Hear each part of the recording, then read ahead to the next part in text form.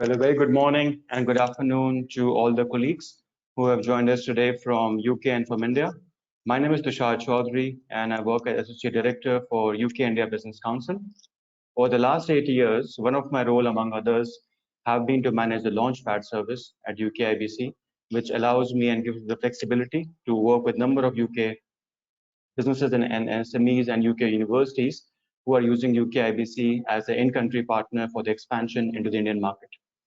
Together with my colleague Tara Panjwani and our fellow speakers, we are very happy and excited to welcome all our friends in today's webinar, in which we'll be discussing the Graduate Immigration Route GIR for the UK employers. Just before we begin, I have a few housekeeping notes to share with you. Firstly, we would love to hear your thoughts and comments during the entire session. So if you have any questions or comments for any one of our speakers, please submit these using your control panel, and we're able to pick them up in the Q&A session, which is being managed by my colleague Tara. Secondly, if you are on social media, please do follow us on Twitter and LinkedIn. You'll be able to see our social media handles on your screen. I think it's a good way to keep you on the tab on most of the important events and activities and announcements which are relevant in the UK India Business Corridor. And finally, this is to let you know that we are recording the session and we'll share the recordings with all the participants who are there with us today.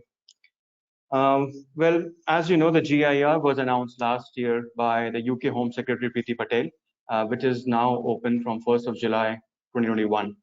The new route, part of the post-Brexit point-based immigration system, is pegged at UK's global retained messaging of attracting the best talent from across the world and covers all parts of the United Kingdom. Building on the GIR, the Home Secretary Priti Patel and Indian Minister of External Affairs, Mr. Subramaniam Jaishankar, recently on the 4th of May 2021, signed the Migration and Mobility Partnership, which aims to make it easier for the British and the Indian nationals to live and work in each other's countries, freely. The launch of the graduate route is an important step in the UK-India 2030 roadmap, which was launched by the Prime Minister Narendra Modi and Boris Johnson in May this year. The roadmap is aimed at deepening institutional relationship between the two sides, including between the governments, the private sector, higher education institutions, and civil society. As you will see, we have an excellent lineup of expert speakers with us today from UK IBC, from UKVI, Beulah, from SBI UK Limited. I mean, the panelists will be focusing and the speakers will be focusing on the topics explaining the GIR rules, the eligibility, along with the overview of the new app-based process, addressing student employability and how higher education institutions can link up with the UK employers. And also, most importantly, from the employer's perspective, to really understand if there are any knowledge gaps or there are any challenges which exist from the employer's perspective while they're about to hire graduates, international graduates in the UK. Well, we have an exciting session lined up for you today. So without further ado, please let me allow to introduce my first speaker for the audience, Harry Booty. Harry is UKVI International Communication Leads based in New Delhi since August 2017. He manages UKVI communication and engagement with global audiences and partners. Harry directly leads on this in South Asia and Southeast Asia and manages a team of 3 to cover the rest of the Asia and Africa. Harry's main objective are explaining the UK visa system and updating partners about relevant migration policy updates which affect their work, for example, the new GIR. So with this brief introduction, I'll pass it on to my friend Harry. Harry, over to you for your presentation. Thank you. Thank you. I'll just share my screen. I realise that photo I've shared of you, I look far too young for that nowadays, so I need to probably update one with something more recent. Okay, let me just share. Right. Okay, so you can Tushar, can you confirm you can see that? Yes, I can see the slide, Harry. Great. So my presentation isn't too long. It's only about 8 slides today, and then we'll answer questions at the end of the 3 sessions. But I just want to basically explain what the route is and what we're trying to do with it in terms of creating more opportunities for graduates to work, but obviously also for employers to hire those graduates as well. So this is a big move for business as well as for the students themselves, of course. So in terms of numbers, obviously we are the UK IBC event today. So I just pulled out the Indian numbers, most recent. And it is a success story for UK-India relationship, both in the economic and bilateral sphere. Numbers have continued to increase despite COVID. That is sort of remarkable when you think about it, given all the challenges of travel. We've still seen an increase, which was 13% last year, to 56,000. That's student visas approved in the year ending March 2021, so the financial year 2020-2021. That grew from about 49,000 last year, and grew from about 11,000 4 years ago. So we've seen although the increase has slowed due to COVID, it is still increasing, and we have seen huge increases overall in the last 4 years from India and the subcontinent in general, and that's before the graduate routes even come in. So if you're thinking about potentially hiring, either studying in the UK, you know that there are many people going ahead of you, and that there are new opportunities to do that. And if you're thinking about hiring young graduates of UK institutions, there is a vast increase in the number of international graduates who are choosing the UK, particularly from India and other countries in South Asia, which is really welcome. So the graduate route, as Tushar said, is now open. It's been open for 1 month, 9 days, since the 1st of July. And we will release stats for the first sort of period in a couple of months' time, but we are receiving a few thousand applications each week. So this is a very live thing that people are doing. We actually announced the graduate route in September 2019, way back, before the pandemic and everything. And a lot of people, when I helped do the announcement back then, said it's been a very long time coming, a year and a half. And then since then, between the year and a half between announcement and opening of the route, we had people not sure that it would actually open or that it would change due to the disruption we've all faced with COVID. However, it's now in a much surer place. People are applying, and soon enough you will be able to potentially offer jobs to people who have a graduate route immigration status to stay in the UK. And this is what's often called a post-study work visa. We don't call it that, but that's what it's referred to. And this is the first cohort of students in about 10 years who have had comparable work rights, and that's really good. So I said at the start, this is a huge opportunity for students, and you may already have heard of it, or you may think about that, but I do, and I think the Home Office do as well, generally think that this is an opportunity for employers as well. You have a highly trained workforce. I'll let Katrin and others talk about the nature of that workforce, but you have a highly trained workforce who you can now hire with much less admin compared to the skilled work visa. The skilled work visa is still a part of the equation, but in terms of hiring someone from university, you do not need to sponsor them at all. So you could go to a university recruitment fair, or you could have an intern from a university to cover a job for a couple of months while they're on a student visa, and then you could take them onto the graduate route. You would not need to sponsor them. You would not need to pay a skills charge or anything like that. You would just hire them directly onto the graduate route, and that is perfectly legitimate. That's less effort for employers, and that's also less effort for the student, of course. For both the student and the employer, offers short and long-term flexibility. The short-term flexibility is what I just mentioned. The graduate can they complete their course, they get the graduate route. That's not dependent on a job offer, so they could work various sorts of contracts, fixed term, temporary, permanent, anything like that. However, we have also allowed graduates to switch into other routes if they want to stay longer. So that's where the skilled worker will most likely come in, although there are other routes such as startup visa for entrepreneurs and global talent for highly skilled people in sectors like tech and creative and science. However, basically what we allow in-country switching from the graduate route. So you could hire a graduate while they're still on a student visa after they complete their studies, but before their student visa concludes. They could then work throughout the end of their student visa and then for the 2 years on the graduate route. And then if you wish to take that employment relationship further, you could offer them a skilled worker visa or potentially another route as well. However, you have that time to make the choice. I think a lot of employers may, at least this was the feedback we got, that they may not wish to commit to a new graduate for a skilled worker visa straight out of university. In the long term, you still would need to commit to a longer term visa like that. However, you have that sort of 2 years, a bit longer than 2 years, to actually work with someone and build up a sort of relationship with them before you have to take that call on whether you hire them. In terms of what the route allows, this is the key conditions that we took through. So for most people, it will be 2 years, and I mentioned 2 years because that's the majority of people's time that they'll get on the route. 3 years will be available for doctoral students, so people completing a PhD at a UK university.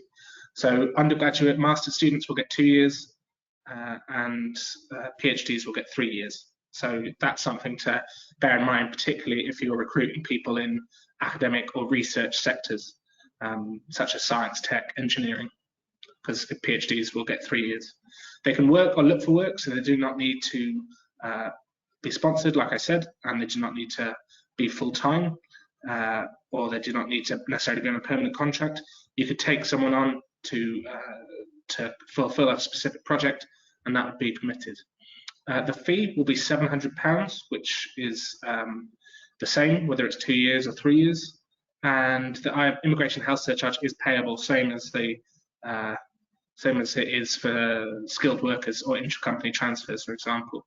So it's £624 a year for 2 years or 3 years, depending on the level, and that is the fee that they have to pay. Like all our other routes, you have to pay these fees, but there is an additional fee such as the immigration skills charge, and obviously it's a personal decision between the employer and the employee, but there is no sort of formal requirement by the business such as an immigration skills charge to pay the fee. The student could cover this themselves. Most students will, I imagine, when they complete their course, they will apply for this route, and then again they have that ability to then work on the basis of their graduate route. And they could work for you, or they could switch jobs, or they could work temporarily, anything like that. It doesn't lead to settlement. Like our student visa, it doesn't lead to settlement. That's something that often comes up with our potential students. However, they can switch to other routes in the UK. So if you're looking at having someone longer in the UK, you could, like I mentioned, you could employ them on the student visa. They could switch to the graduate route, and then you could move them onto a skilled worker visa at the end of that graduate route, and then keep them in the UK longer, including towards settlement. But all of that is now possible inside the UK. They do not need to come back to India or come back to any other country to lodge further applications, which again is a change from the recent past. So in terms of eligibility, this is mainly for students, but we are requiring that graduates or students go to the UK to apply for the graduate route. Despite COVID, we have allowed remote learning for students, but despite COVID, we do expect people to go there and complete the course. And again, that's useful to know because although it's great news that India is on the amber list as of yesterday, as of 2 days ago rather, there has obviously been huge disruption from COVID in the last 2 years, almost 2 years. So to cut out this, we are giving flexibility when they're studying, but to get that ability to work in the UK post-study, they have to be inside the UK. So again, if you're hiring someone on the graduate route, they're not likely to be outside the UK and unable to actually come to the UK for whatever reason relating to COVID or anything else. They will be in the UK with this visa. The only other point I would make, they must have a valid student visa, of course, as in they must have been completing a course, but that's sort of obvious. The only other point I'll draw out is that the degree or other eligible qualifications are eligible, and some of these are professional courses such as law or health or professional qualifications such as accountancy by the ACCA, or other groups. So you'll be mainly looking at undergraduates, masters, and PhDs. However, there is potential if you're in these sectors or you're looking at these individuals in these sectors. There may be other routes such as legal, where even if they haven't got a master's, they may get a postgraduate certificate in law or the solicitor's course. They may still be eligible for the graduate route. So to run through, I mean, many of you will be familiar with the immigration process in general. This is essentially a modernized version of that. So basically what's happening is that you still pay online and do the application form online, but now we're going to require a lot more people, well, hopefully everybody, but it's not mandatory yet to be everybody, to download an app and submit their biometrics via that app. So they don't need to go to a visa application center. They don't need to physically go and submit fingerprints at any location. They should be able to do this via the app. We do still have the option. So if people are needing to go elsewhere, then they have the option to go to a visa center. However, it is not mandatory. It should be a fully digital process. And in fact, this is how we're looking for our whole immigration system. We already have we have a visa for Hong Kongers called the BNO route. That was the first route which went fully digital. And now we have the graduate route, which is a much larger visa route, which is now also fully digital. This is how we want the immigration system to be by 2025 as well. So this fully digital process without actually going to a visa center. Currently, the process sometimes 8 weeks. However, a graduate can work. If they, for example, if they apply while they have a student visa, they wait for their graduate route, but their student visa expires, it's still legal for them to work until their graduate route decision comes. So again, if you're in this situation and someone's student visa expires, but they have applied for the graduate route, you can still employ them. Final point for this slide is that they will, as part of the digitization process, they will have an e-visa. They will not have a paper visa anymore. So it's available via the online service online called Check and Prove, and gov.uk, which is on gov.uk. And basically, this is like a website. You enter in your reference details, and you get a page which displays your information. And then you can generate a PDF, I think, which they can share with employers or healthcare or landlords or anything like that. So again, this is how we intend our immigration system to be in the medium term, but it is how it is for graduates. So again, if you're hiring a graduate, you're not going to be looking for a paper visa, you're looking for an e-visa, which is how we're moving with our system.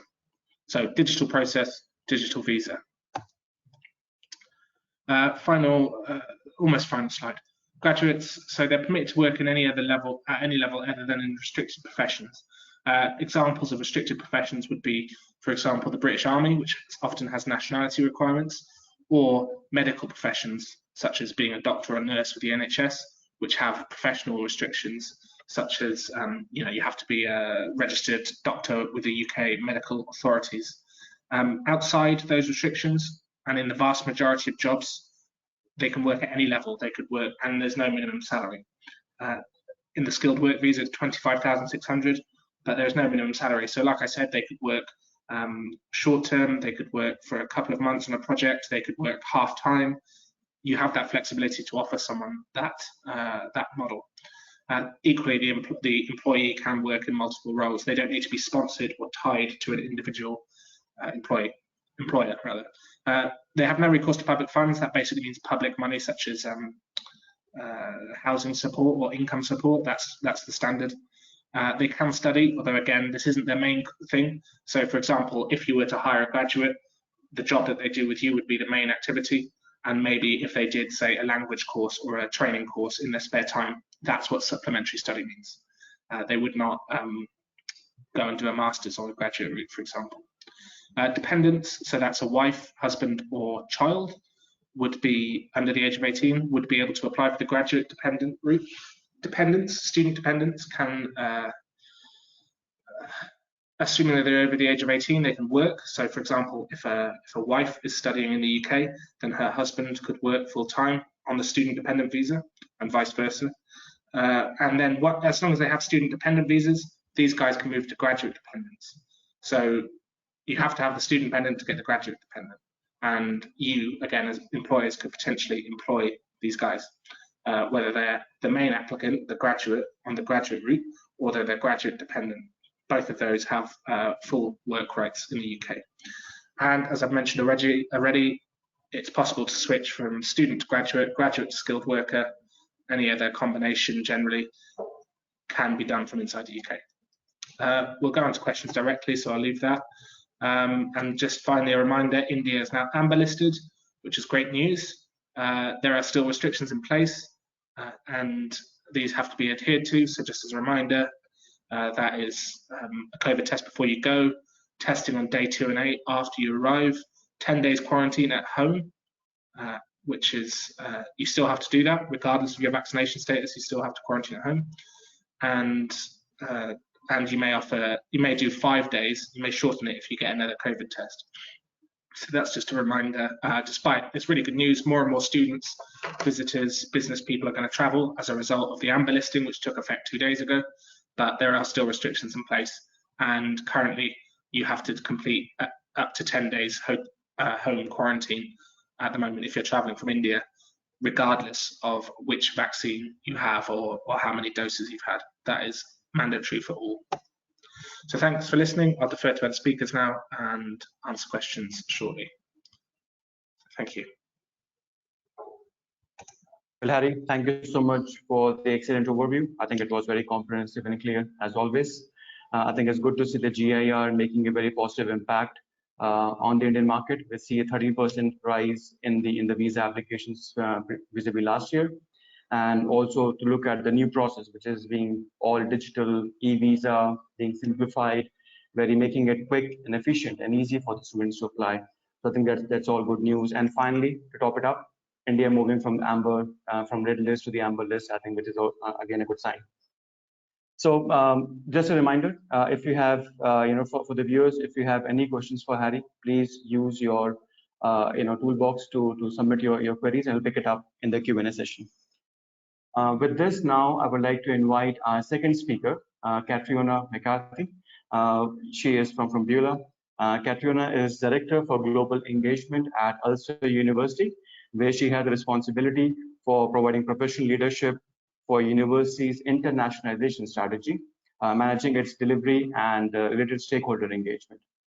She has worked with the university sector since 2002, and before she joined Ulster University, Catriona was working as Deputy Director International at University of Edinburgh. Catriona currently serves as the Vice Chair of British Universities International Liaison Association, also known as Beulah. She is a member of UCAS International Advisory Group, and she's an observer member of UK Council for International Student Affairs, UCCISA. She is also a member of Senate of Ulster University. So with this brief introduction, I would now introduce and welcome Catriona for her presentation. Over to you, Catriona. Thank you. Thank you so much, Tushar. Can I check that my sound and camera is okay also? Absolutely. Great, thank you. Well, building on the really excellent overview that Harry has provided, I'm going to take a closer look at the new graduate immigration route, largely from a university perspective, but looking very closely at the opportunities that will create in terms of workplace opportunities, employment opportunities for our international graduates and students. So Daxa has kindly agreed to help with slides, and so if we can just move to the next one. To summarise what I'll cover today, I'll look firstly at why the route is important, then at some of the reasons why international students are such a valuable asset to us all. I'll reflect briefly on some of the work we do within universities to help ensure work readiness amongst our international graduates. And I'll finish off by emphasising really how important it is for all of us to make sure that we together make the graduate immigration route really work and really work for all of us. And so moving on to the next slide then. Why is the graduate immigration route so important? well as a representative from a sector body within the UK for representing largely the interest of university members. It goes without saying that we really welcomed the announcement of the graduate visa scheme. As individual universities and collectively through sector organisations like WOILA, we were really unrelenting in our lobby for the return of an augmented study and work offer for the UK. As universities, we recognise that international students place really high value in that augmented study and work offer. And as universities and as a sector, we wanted to be able to meet this demand. We know that our attractiveness as a sector and as a destination, and indeed our competitiveness is really enhanced by that augmented work and study opportunity and the opportunity that's created within the visa. And I think it's fair to say that we really felt the impact of the removal of the previous post-study work system that was removed in 2012. Almost immediately, our popularity amongst students and amongst Indian students in particular took a real hit, and many students who might otherwise have been destined for study in the UK, attracted by the quality of our education system, but really looking for work opportunities alongside that, were electing to study elsewhere, and they were choosing countries where they could undertake both work and study opportunities together. However, I'm really pleased to say that we are already feeling the positive impact of the announcement of the new graduate immigration route. And the UK's very competitive study and work package offer has really helped reinstate our popularity with international students, and we're feeling that growth in demand already. And attracting international students to the UK is important for the reasons that we all know to be important, because of the really great cultural and economic value that international students bring both to universities and to the wider economy, because of the soft power and economic ties that this will help build for the future, and of course for you as employers for the really rich talent pool that this creates for UK employers. And that's something that I'll now touch on in a little more detail as we move to our next slide, looking at how hiring an international graduate can help your business. So if we can just move on.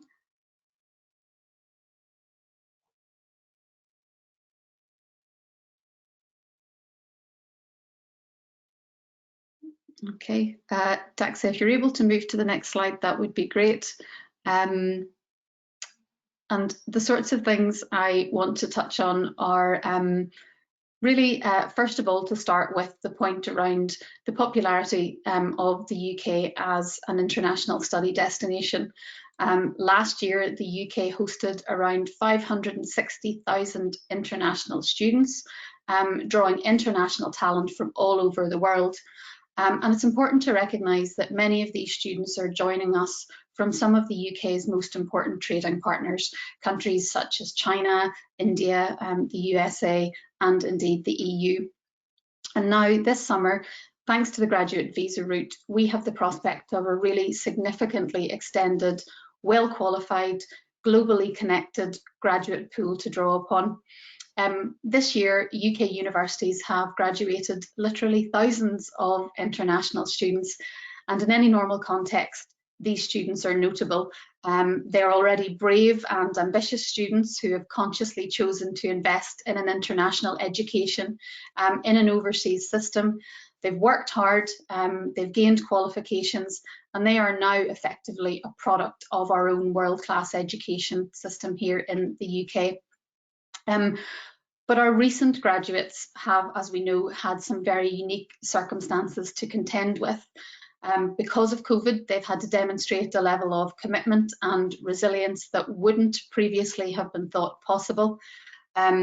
They've proven themselves to be very capable of quickly adapting to change, pivoting from traditional face-to-face learning styles to more hybrid or online models. And of course, they've had to embrace the various technologies and platforms along the way and change to the technologies that would make this mode of delivery possible. And I think that's important to note. I also think it's important to emphasise that these are globally connected and already culturally competent graduates, many of whom are multilingual and all of whom will have met really high academic standards in order to successfully graduate from a UK university.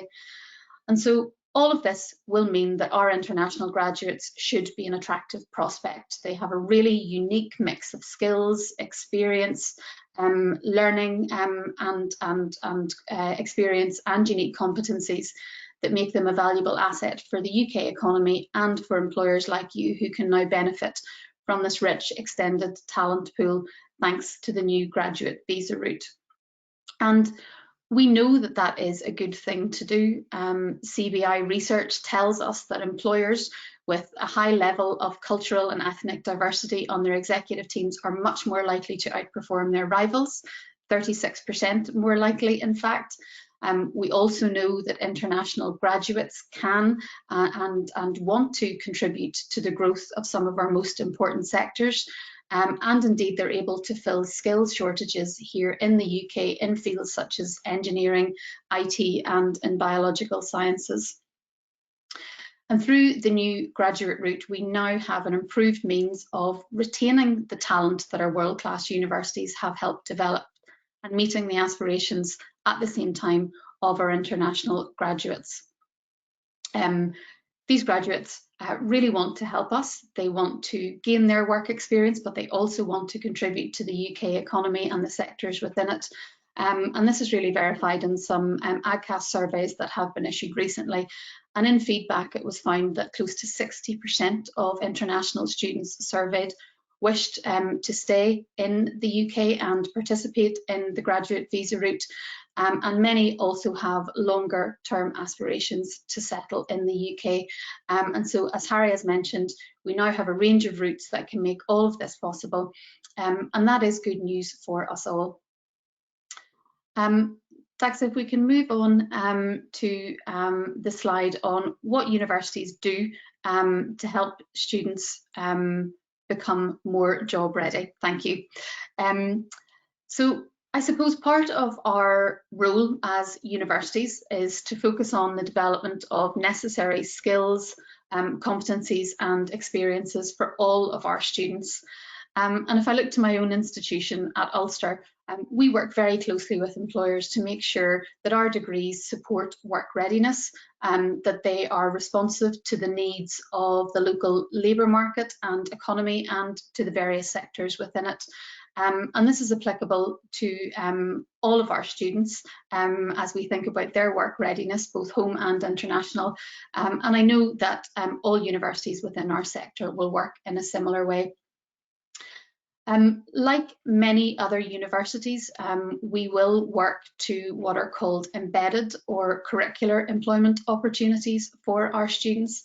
And that means that things like work placements and consultancy projects are built into many of our degrees. They are embedded, assessed and marked in the same way as other forms of assessment. And in particular, as universities, we look at the application of academic content in the working environment and on assessing the skills and competencies that a student has been able to develop and demonstrate in a workplace environment. And this really does do a great deal to help our graduates develop during their period of study with us so that they're even more work ready at the point of exit and graduation. And again, this is something that universities right across the UK within our sector will do. As universities, we also invest a great deal in a range of development initiatives for our international students. And so we will regularly provide workshops as well as things like individual consultations for our students to really help them hone in on their communication skills, on their job search and interview skills. And through really important initiatives like alumni mentoring schemes, we're able to ensure that we're not only embedding subject knowledge with our students and producing qualified graduates, but we're also producing graduates with the right skills to be valuable and to be successful as employees in your companies. And so One final point that I really wanted to focus on in my last slide, if we can move on, thanks Daxa, is to really think and to focus in on how we can make the graduate visa route really work for us. I really wanted to make this point because I feel strongly that this is a responsibility that we all have to make the most of the opportunity through the graduate immigration route that we have been given. We really need to manage this well and not to allow it to find the same problems and pitfalls that we have seen begin to emerge in other markets and destinations. We need only look towards the example of Australia, a place where the attractiveness of that augmented study and work visa route made Australia a really popular study destination for international students, but where in reality we're beginning to see signs of mixed results for graduates. A piece of research that was undertaken by an Australian university found that less than half of the graduate student respondents to a survey identified that they were not in employment, nor had they been in employment that was related to their field. Many worked in part-time or in casual jobs, which, you know, in reality was not the intention of the policy that was introduced in Australia, and it really seems an opportunity missed. And so what we can see here is that in some cases there hasn't been a move to capitalise on what will undoubtedly be a really talented graduate pool in Australia. And I think there are lessons that we can learn from that. It's something that we would want to avoid here in the UK, and so that we can really make sure that we're leveraging the opportunity that we now have. I think this is important for not only employers, but also for our students, for universities and for the UK as a whole. And I suppose as universities, we want to engage effectively with employers like you. We want to continue to ensure that our international graduates meet your expectations, that they can fill your workforce requirements, that they continue to be job ready, and that we are building in the right competencies and skills in our graduates. And ultimately, we want to find that our talented students find the sorts of work opportunities with your companies that they deserve and where they can bring genuine added value to your workforce. Finally then, I have provided a few links in my final slide. These are pieces of reports and information that you might find useful. I've also provided my email address. Please do get in touch if you'd like to discuss any of this more. But beyond that, I look forward to our final speaker and the Q&A that will follow. Hi, Catriona. Thank you so much for that great presentation. You're absolutely right that GIR is a game changer for the students, for the universities, and also for the employers. You get to see the statistics that 60% on the survey being done, 60% students would like to stay back in the UK, want to use their GIR route. And I would imagine if you just do the survey with Indian students, I believe the percentage will be much more higher than 60%, as most of them would like to stay back in the UK. And the key, as you said, is to make it happen, is to make it work now. So with that, probably I think a good point now, it's very timely for me to introduce our next speaker, last but not the least. I'd like to invite Mr. Sharad Pandey. He is the head HR for SBI UK Limited, and I believe that the employees might have an answer towards how to make it happen. So let me introduce Mr. Sharad. He is the head of HR for SBI UK Limited and SBI London main branch. Prior to this, Mr. Pandey was head of HR for ICICI Bank UK and EMEA. He has also worked as a zonal head for HR in ICICI Bank India. Mr. Pandey has over 16 years of experience in financial and technology sector.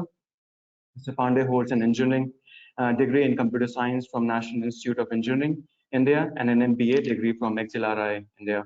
So with this brief introduction, I'll hand it over to Mr. Sharad. Over to you for your presentation. Thank you. Thanks, Tushar. Thanks for the introduction. I believe I'm audible to you. Yes, you are. Yeah, thanks, Tushar. I think, Tushar, you have given me the most arduous task of helping students understand how the industry will absorb GER. I personally believe it's a difficult answer because it's very nascent. There will be different industry type, there will be different offices, premises who will be looking into how to absorb student from the GER course. But I'll try to answer that as much as possible. And but before that, I'll try just delve back into a few of the things which are critical for the students. And as I said, I don't have a presentation because I really don't have an answer how the industry will look at GER, but I'll try to help the students out on this one. So this year was 2013, and ICICI Bank had called in their partner with ICICI Bank partners with Manipal University, and we had called a professor from Roche, Michigan School, and that was a senior professor, Mr. Gautam Kaul. And Gautam took a session for all our lecturers in Manipal University to help them understand how to ensure that the students are skill ready and are industry ready. And there were a couple of things which Mr. Kaul spoke about and which resonates with me a lot. And I think the first thing which he mentioned was that he said that love and finances is what makes the world go around. And that's a very, a very difficult thing to understand, but he was actually talking about humanity and how finance changes the world. And probably I'll skip that portion and talk about the second thing which resonates the most with me. And he mentioned about how which is the best instrument when you look at return on investment. And he mentioned that the best return on investment on anything is actually higher studies. And there are studies which shows that the best ROI which you can get is through higher studies. So, and for me, practically, I think the biggest thing in terms of education was doing my MBA, and that gave me the opportunity to come to UK. And I think higher studies are a key factor in ensuring that you do get the land up with a job which you are happy with. And stating that, I think it's important to understand why UK as a location is good for the students, and especially we're talking about Indian students. Prior to GER, I think we were talking about countries like US, Canada, Australia, and even Germany as being the hotspot for Indian students. But with GER, I think that hygiene factor is now maintained in UK also, where people can actually come to UK and look for job opportunities. So I think the other factor which will kind of boost the intake of GER student is the labor market in UK, specifically due to the Brexit, which happened in 2020. I believe that the labor market is short of good talent, and that will definitely be helped by the introduction of GER for students coming in and actually working for the next 2 years in this particular country. I think the other thing which Harry and Katrina spoke about, and which will definitely help the students international students coming into UK, is the benefit that their spouses can actually work in UK even during their study portion, and as well as the other visa which is related to GER. So effectively, you are getting almost around 4 years of opportunity to work in UK. And that's important for students who are coming from, I would say, the non-developed countries, where the cost of these university fee can actually be a hampering factor. So we are talking about roughly around 40,000 to 60,000 pounds, which the student will be investing for their courses. And it's important that they do actually get a return. And this GER course of giving them 2 years opportunity to work in the country actually kind of balances it out. So, excuse me. So yeah, definitely it is very helpful that the government has thought about how we can actually support the student, and we can ensure that they do look at UK as an opportunity where they can not just study, but also come and settle over here. I believe, as Tushar mentioned, that it's, most of the Indian students will like to have a stay in UK over and above the 2 years period. And as Harry had mentioned earlier in the slides, that definitely UK has the other way of skilled route immigrants who are coming in over here, and that will help and ensure that people who are working in the industry can actually stick a bit longer. I think that point regarding students who are coming in and being absorbed by the industry, I'm very sure different sectors will have different opinion on it. But one of the key factors which I would like to highlight is that are the students who are coming through these programs industry ready? And I think that is one point where there is a bit of gap between what the industry is expecting and what is being taught to the students and how ready they are in terms of skills. To give an example, I would talk about how we will be comparing, and as an employer, we will be comparing a person who's applying for a job with us. So yes, we have the graduates who are applying for the job, but we have other individuals who are also applying for a similar job. And mostly these will be spouses of people who are coming on skill visa to UK. And they are also looking for an entry-level job with us. So effectively, the comparison and the labor market, supply versus demand will favor the people who have a bit of industry experience. And I think the industry should be looking into resolving these small issues of how ready the person is when he joins the industry. And I can talk about a good example, which we had way back in India around 2003 when ICICI Bank started its setup in India. There was a shortfall of talent in India because most of the bankers actually belong to the PSUs. And hence ICICI actually tied up with various universities, ensured that what they wanted as the core setup is actually delivered by these universities. And hence came the practice of industry academia, which I was referring to in the start of the talk, that we had called Professor Gautam called for our industry academia tie-up with Manipal University. What happens over here is that since the universities are always backward integrated with the companies, there's a direct flow of supply for the organization, as well as these students can actually look into similar kind of setup with other organizations as well. So it's important that we take this step, as Katrina mentioned, that it's not just the responsibility of the student to ensure that they get a job, but I think it's the responsibility of the universities as well as the employer to ensure that this GER program is a success in UK. So it's important that we look into things in a very holistic manner. And as I mentioned, that it's a very evolving field. We still haven't got many applications from the GER students. It's just July 2021 that these students started getting this visa. So it's very nascent. It's very early days for the industry to actually comment on how this will evolve. But yes, as a head of human resources, I'm definitely looking into that talent space, and we are ensuring that we can hire from that pool of students who are coming in UK. That's all from my end, Tushar. I think we can start off with the Q&A.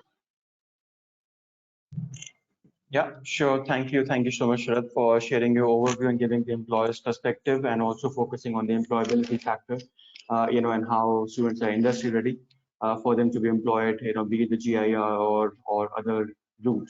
So with this, thank you so much to all the panelists. I'll now pass for the presentation. I will now pass it on to my colleague Tara, who will then handle the Q&A and the vote of thanks. Tara, over to you. Thank you so much, Tushar. Hello, everybody. Just to quickly introduce myself, I'm Tara Panjwani, and I manage the UK's higher education sector, where we work with UK universities to help them explore opportunities in India. So first of all, I'd just like to start off by saying a huge thank you to all our panelists for their excellent presentations.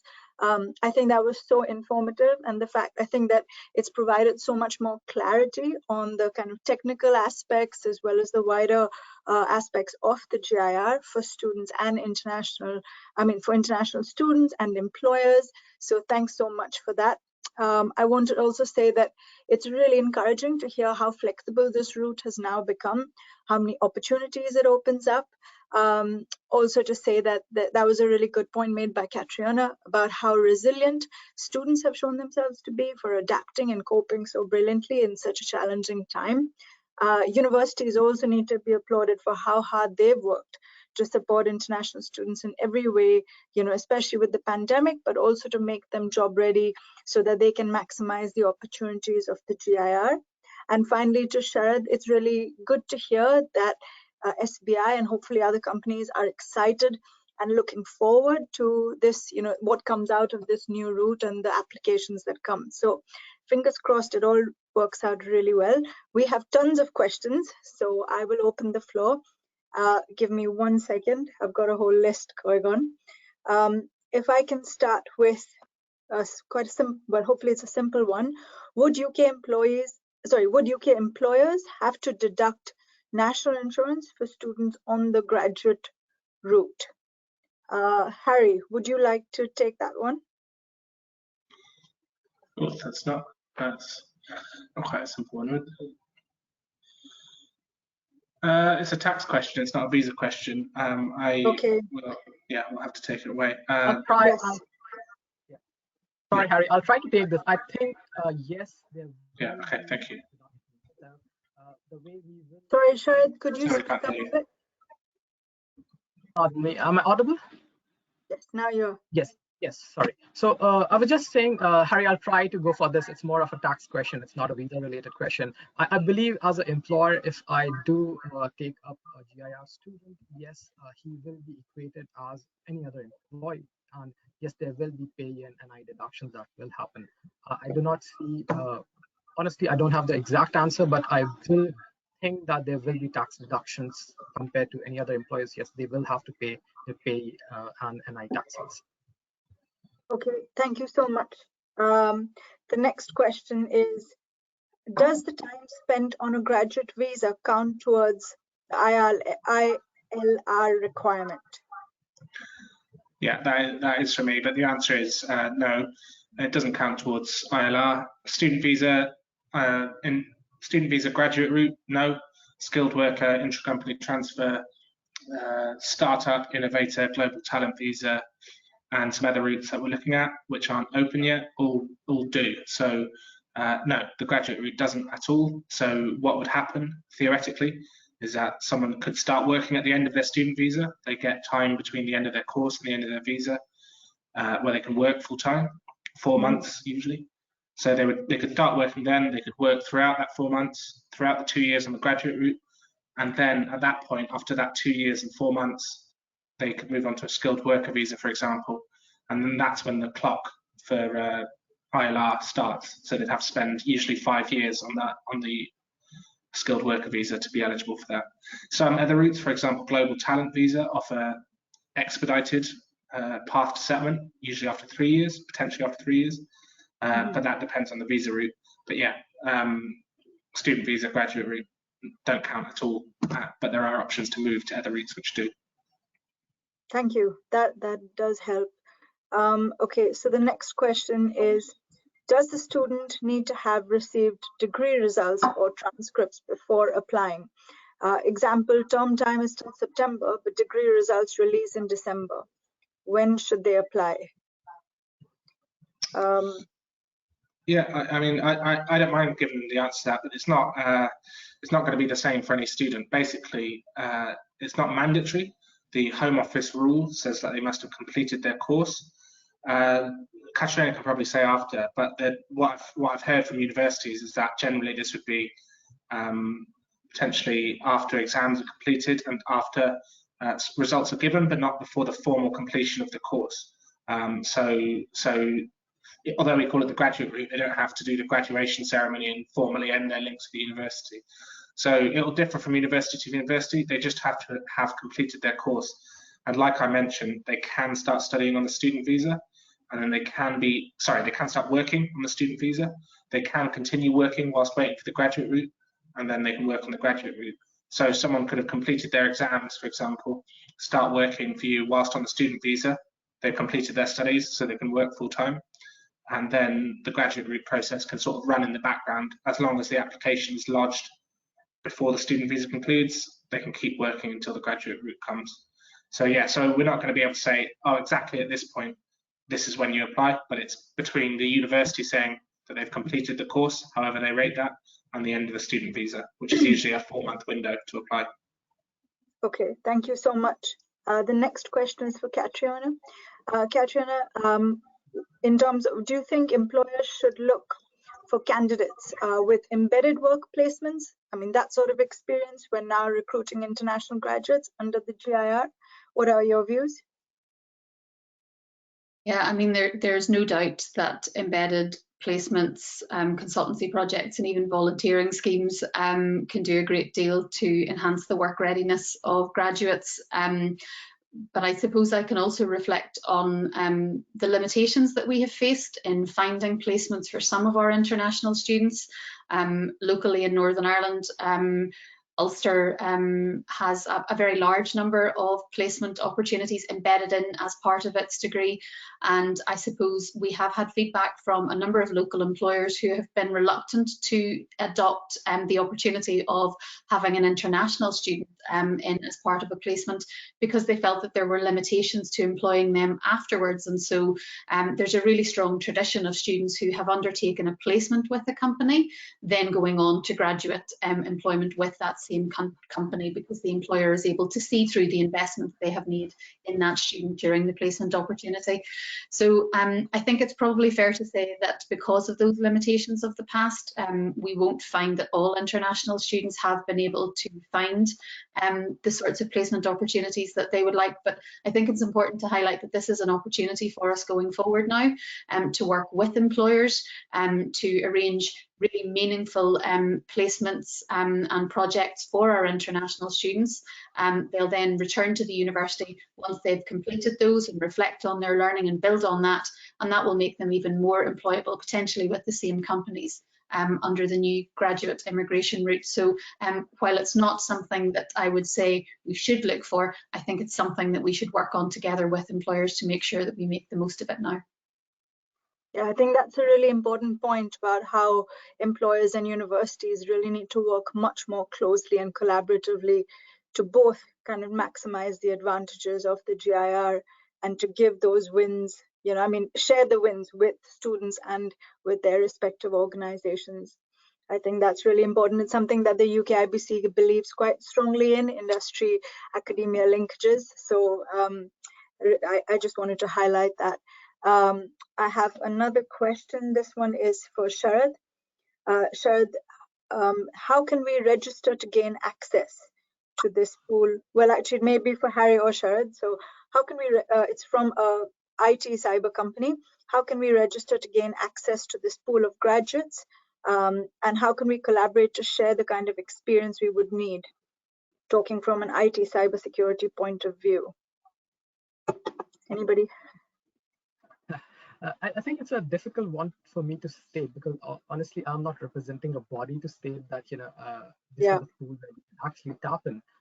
As I said, that from an employee's perspective, this is very nascent for us. We are also looking, and there are candidates who are approaching us at this point of time to actually look out for a job. But I think I will leave it to Katriana or Harry to actually take this up. Yeah, I mean, thank you. I suppose I can add some commentary to that. I think the reality of the system that we have at the moment is that because of the ease of the new graduate immigration route, it's much less complex for employers. You are able to treat international graduates in the same way that you would any other. And in the same vein, you will recruit international graduates in the same way that you would any other home or perhaps previously European students. And so I would suggest reaching out to universities in your local region or in the destinations where your offices are located. Post opportunities with them. They all have job boards.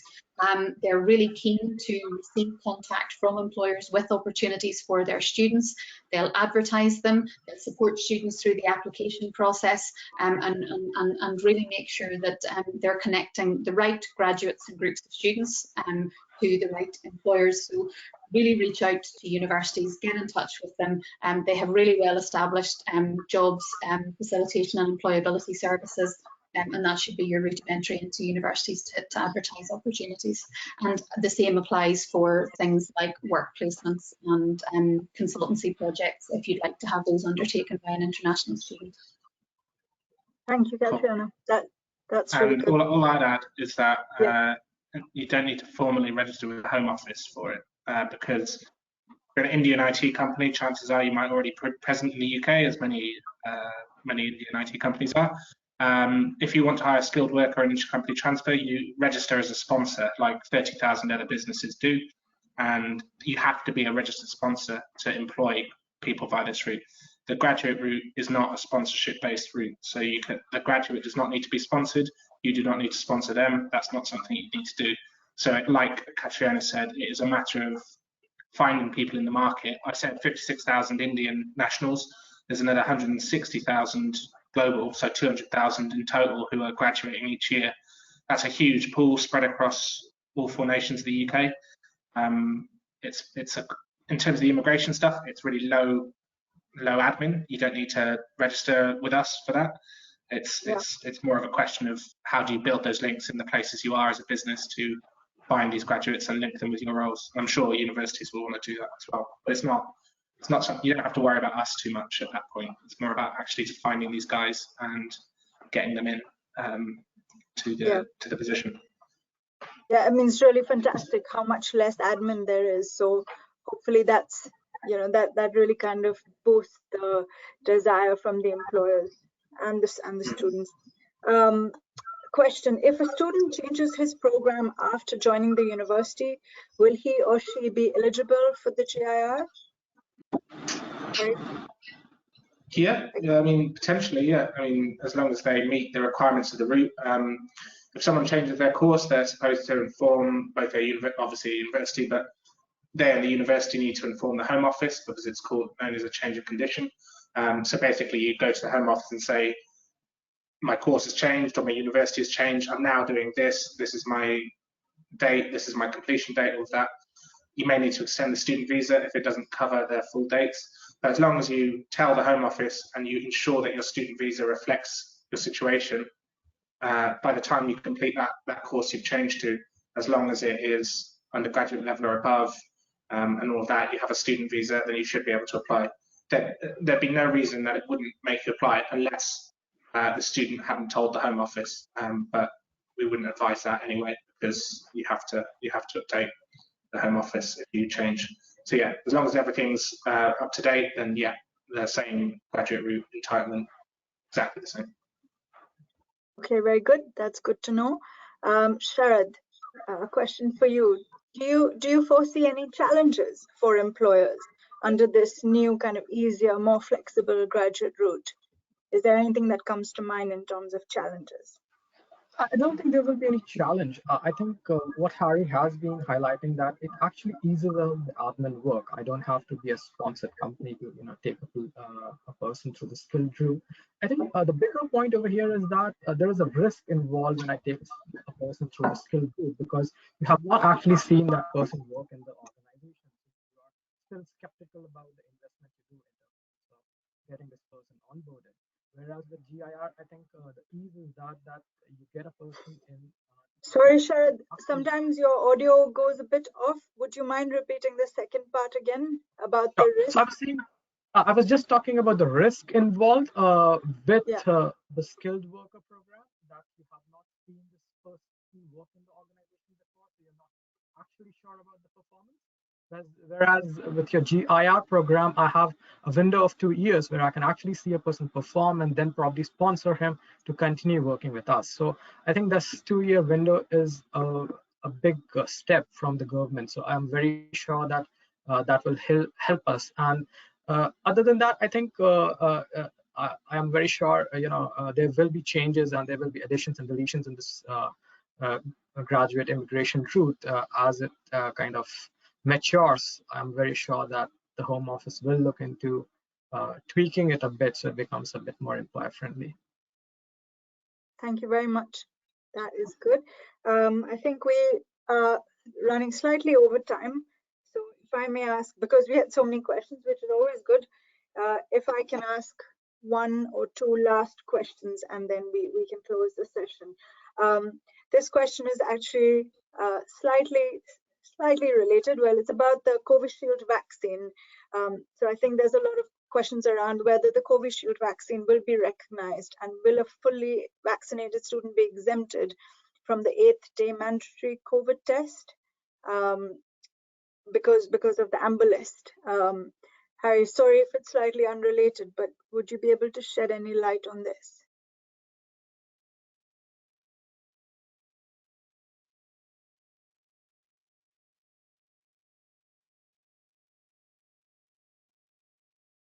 Harry, you're on mute. Oops, sorry. Yeah, I was just saying, yes, I've been asked this question a couple of times, but the answer is for now, no exemptions at all, regardless of the vaccine you have received. The only exemptions we're currently offering from 8th day test and 10 days of quarantine is for those vaccinated in the UK, US, and EU by those governments' vaccine rollouts. So it does not apply to any vaccine delivered in India or indeed any of the remaining about 150 countries globally, including about the 100 that are on the amber list. UK government has a stated intention. We're public about it. We want to move towards a travel system where vaccination is the lead issue, whether you've been vaccinated or not for travel. However, we've just done that for US, UK, and EU locations for now, not for India. So it's fantastic that India is on the amber list. That's £2,000 less that students are paying. That's much more flexibility where they're quarantining. We want to move to this in the future, but for now, 10 days quarantine is there. I would say I've seen some journalists and some others claim fairly odd things about why we're doing this. It's not about choosing favorites or picking certain countries. It is about regulation and healthcare compatibility. The US, I'm not going to go into it because it's incredibly dull, but the US and the European Medical Agency have a health pass they've been working with the NHS. These two systems talk to each other quite well, but to build a system globally where one country's vaccination pass can be used as evidence in another country is just quite technical and takes a bit of time. We've done that with the US and EU. We want to do that with India and other countries, but for now it's not there. And that's how it is for the next few months, I'd say. But yeah, India's off the red list, much less cost, much less hassle with the hotel quarantine. But for now, it is home quarantine for 10 days, or if they want the test to release, which is a third test, so they would do day 2, day 5, and day 8. They can leave after the negative test on day 5. So minimum 5 days, maximum 10 days, depending on how many tests they want to take. Thank you. Getting there, slowly but surely.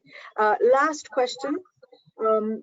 So students who are going for placement year programs at the postgraduate level, that is 1+1, what happens if they do not get the placement? Will it have any impact on their GIR application? Who would like to take that? Katrina?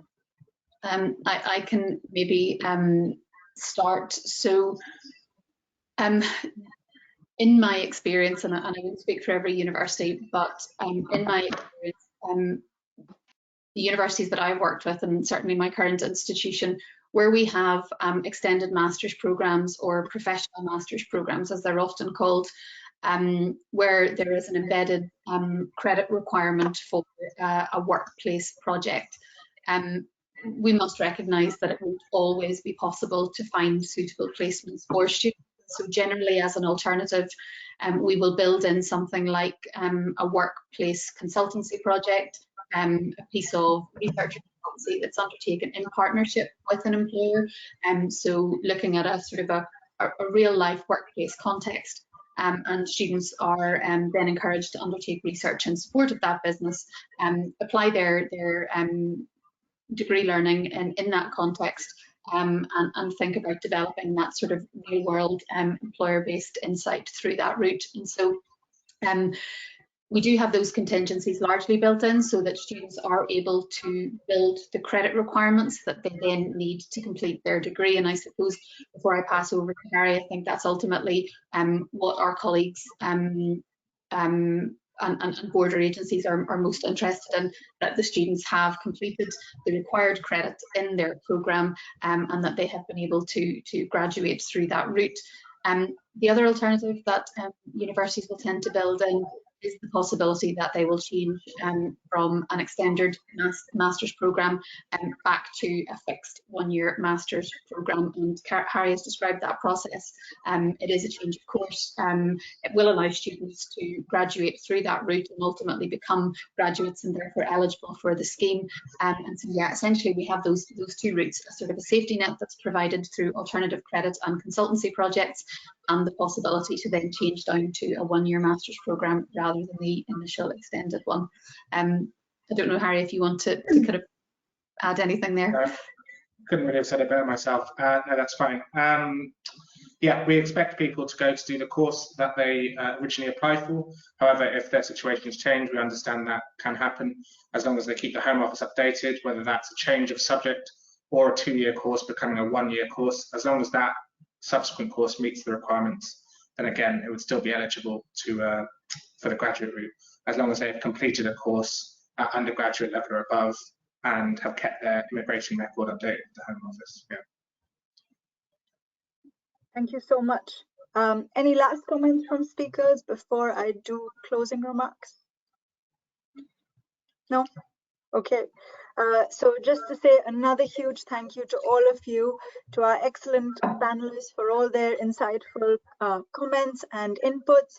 I think that was really helpful for everybody. And thank you to our attendees for joining, for all the questions.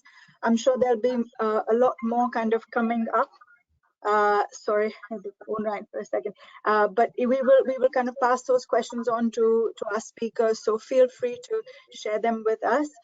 In last concluding remarks, I just want to I just want to kind of quote an article written by a student. Well, she's not a student; she's the international officer at King's College London.